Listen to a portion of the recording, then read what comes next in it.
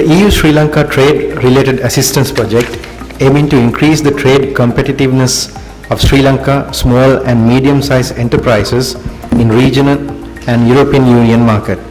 This project has been working with the Sri Lanka Accreditation Board immensely with the intention of strengthening the national quality infrastructure. While appreciating their support, I would like to call upon our guest of honor, His Excellency Mr. Denis Chaibi, the EU Ambassador for Sri Lanka and Maldives, to give us a speech.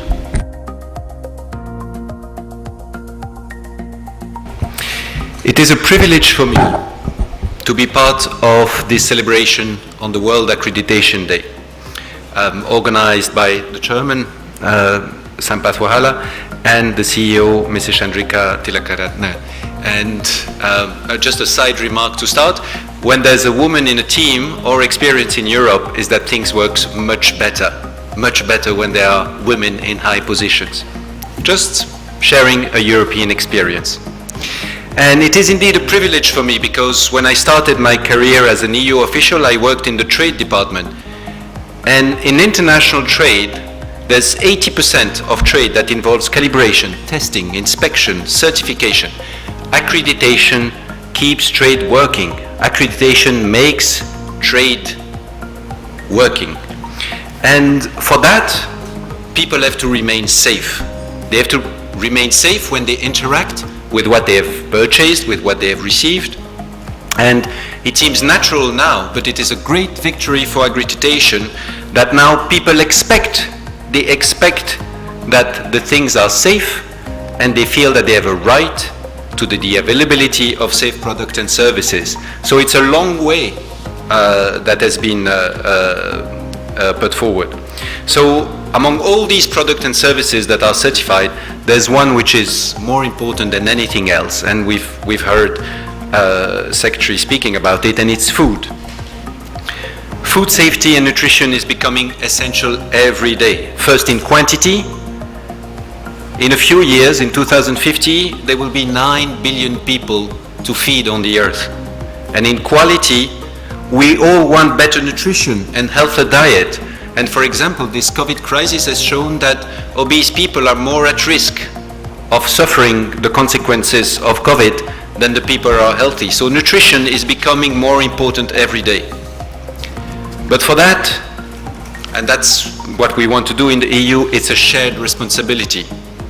Everyone has a role to play. It starts with the farmer, but we as consumers, we have to realize that we have the ability to form choices. We can think, what is the process being used?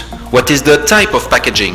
What is the value of the product? The profit for the producer, for the trader, for the retailer, for the industry? We have to ask ourselves the question, how can we have a better demand? Because what we need is sustainability. And this shared responsibility, the EU takes it very seriously. Within the EU, anything that has to do with food safety, we decided together. It's not that one part of the EU decides one type of standards and another part of the EU other. Because we suffered the mad cow disease.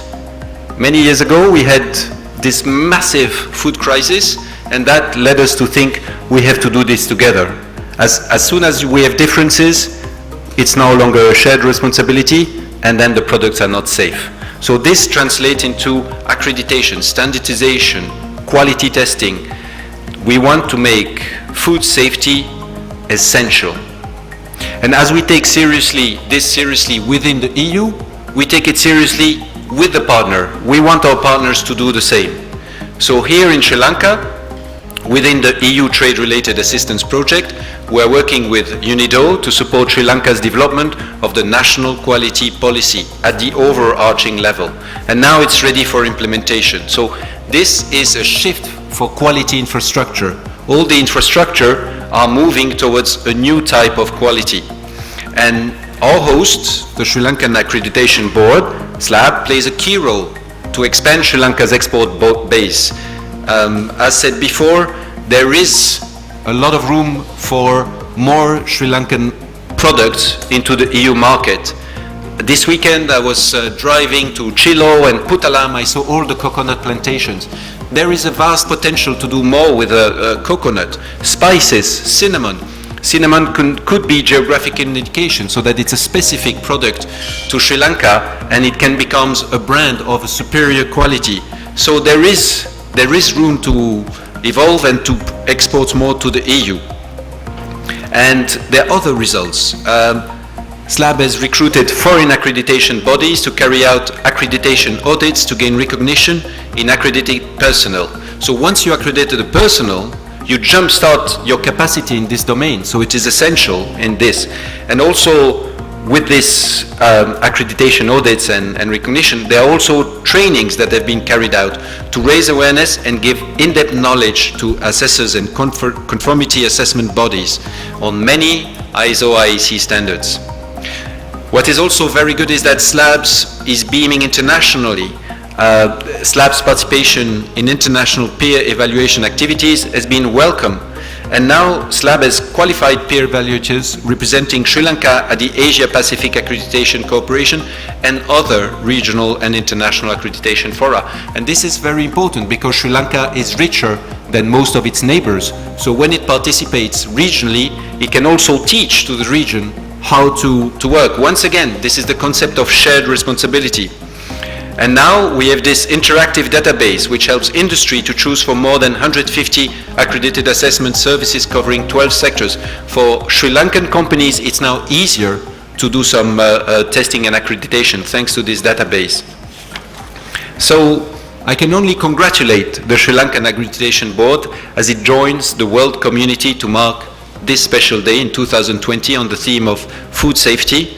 If I remember correctly, last year, it was in 2019, it was global supply chain. So you are always 1 year ahead of the crisis. So I hope that for next year, food safety will be in a good position. And incidentally, it was also on the 7th of June, the World Food Safety Day. So it's very appropriate that we combine both. I'm also very, very happy about the efforts made by SLAB to respond to COVID-19 with the support of the Trade Project. SLAB collaboration with the National Medicine Regulatory Authority to host a series of training on quality insurance for personal protective equipment is essential. And you know, here on the top of this we have SLAB, the mark that makes the difference. But if you want your mask to make a difference, you need the mark that makes a difference. So this is a clear example. You know, your masks make a difference because the mark made a difference, because it has been tested, because it has been done through the accreditation, accredited bodies, and we have seen how important it is. So I can only thank and congratulate SLAB for this. I would like also to take this opportunity to thank UNIDO for his commitment. And I also want to mention that in terms of quality infrastructure, we are also ready to do more. There's a 10 million euro intervention on supporting food safety and quality that will be implemented also with UNIDO, FAO and GIZ. So the project will be able to continue where the trade-related assistance stop. And so we have some more cooperation ahead. But to commemorate this, I would like to invite UNIDO experts on the podium to help me to hand over, and I know it's a bit of a surprise, but I hope it's a good surprise, a plate to commemorate the day. If Secretary, CEO, Chairman.